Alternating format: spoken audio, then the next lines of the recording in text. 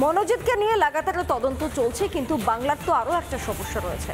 কখনো বল ভেবে খেলতে গিয়ে বিপন্ন হয়েছে শৈশব, কখনো বা বোমা পেটে মৃত্যু হয়েছে। বারবার রক্তাক্ত হয়েছে বাংলা এই বোমার জেরে। কিন্তু প্রশাসনের টনকটা কবে নড়বে, নাকি চুপচাপ হাত গুটিয়ে বসে প্রচ্ছন্ন মদত?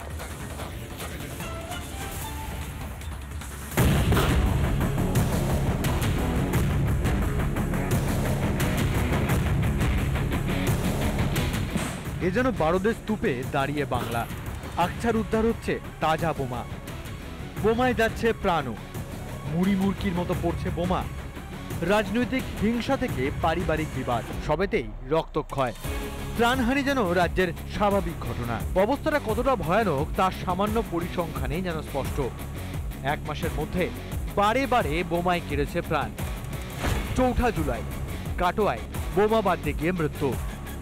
30 জুন নওদার আলীনগরে বোমাবাজিতে মৃত্যু 1। 23 জুন কালীগঞ্জের মোলান্দি গ্রামে বোমাবাজিতে প্রাণ যায় নাবালিকার। তার আগে 21 জুন লাভপুরের হাতিয়ায় বোমাবাজিতে মারা যান 2 জন। যেন বোমার ওপর বসে বাংলা।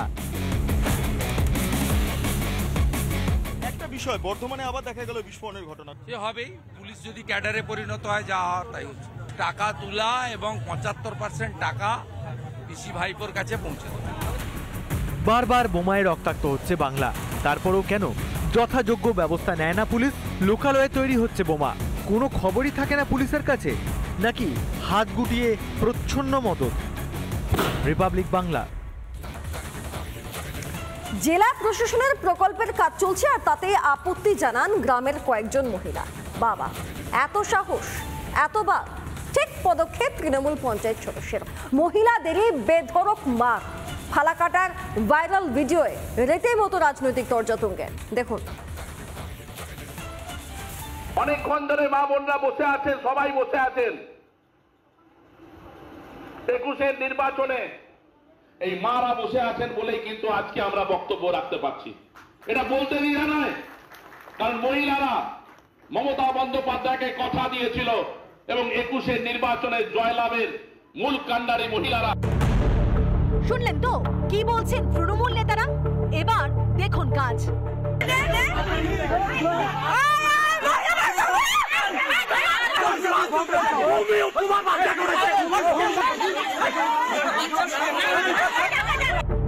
রাস্তার মাঝে মহিলাদের গায়ে হাত তুলছেন তৃণমূল নেতা। এই কীর্তিমান ফালাকাটার কুঞ্জনগরে তৃণমূল পঞ্চায়েত সদস্য অসিত কর। একটা পঞ্চায়েতের উপরে ভরসা, সেই ভরসাটা আজকের পরে থাকবে না আশা করি, কারণ এতগুলো মহিলাকে ওনারা হাত তুলছে। জানা যাচ্ছে এলাকায় একটি প্রকল্পের কাজ চলছিল, আর তাতেই আপত্তি জানান স্থানীয় বাসিন্দারা।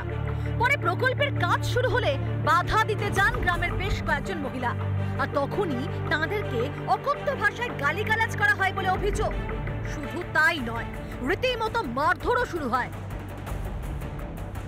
ইতিমধ্যে এই ঘটনায় তৃণমূলের পঞ্চায়েত সদস্য অসিত কর সহ 2 জনের বিরুদ্ধে দায়ের হয়েছে অভিযোগ। তার ভিত্তিতে এদিন এলাকায় যায় পুলিশ।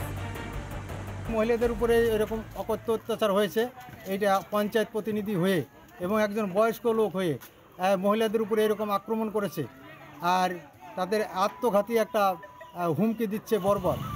আজকেও সকালবেলা দিয়েছে। মহিলা ঘিরে ধরে রবীন্দ্রনাথ বাড়ি থেকে এই দৌড়ে আসে, আমাকে গালিগালাজ করে আমাকে ধরে ফেলে। তখন আমি তার হাত থেকে বাঁচার জন্য ওদেরকে ধাক্কি সরাই দিই। কুঞ্জনগরের রাস্তায় কিছু মহিলা কিছু পুরুষ বিজেপি নেতৃত্ব উস্কানি দিয়ে সেই 2 জন পঞ্চায়েতকে আক্রমণ করে, বাসের লাঠি নিয়ে এসে তার উপরে প্রহার করে। কোনোভাবে আমাদের পঞ্চায়েত 2 জন বেঁচেছে। অসিত কর যেভাবে মহিলাদের উপরে চড়াও হয়ে তাদেরকে লাথি মেরে, ঘুষি মেরে, ধাক্কা মেরে ফেলে দিলেন, এই গুন্ডামি এটা তৃণমূলের আমলেই সম্ভব। এমনিতেই কসবা কাণ্ডের পর নারী নিরাপত্তা নিয়ে তৃণমূলের অস্বস্তি তুঙ্গে। তারই মধ্যে তৃণমূল নেতার হাতেই আক্রান্ত মহিলারা, আর এতেই শাসকের আসল চেহারাটাই যেন সামনে এনে দিল রিপাবলিক বাংলা। নানা ধরনের কন্টেন্ট দেখার জন্য লাইক করুন, শেয়ার করুন আমাদের ফেসবুক পেজ, সাবস্ক্রাইব করুন আমাদের ইউটিউব চ্যানেল। পাশাপাশি অন্যান্য ব্রেকিং নিউজের জন্য অবশ্যই চোখ রাখুন রিপাবলিক বাংলায়।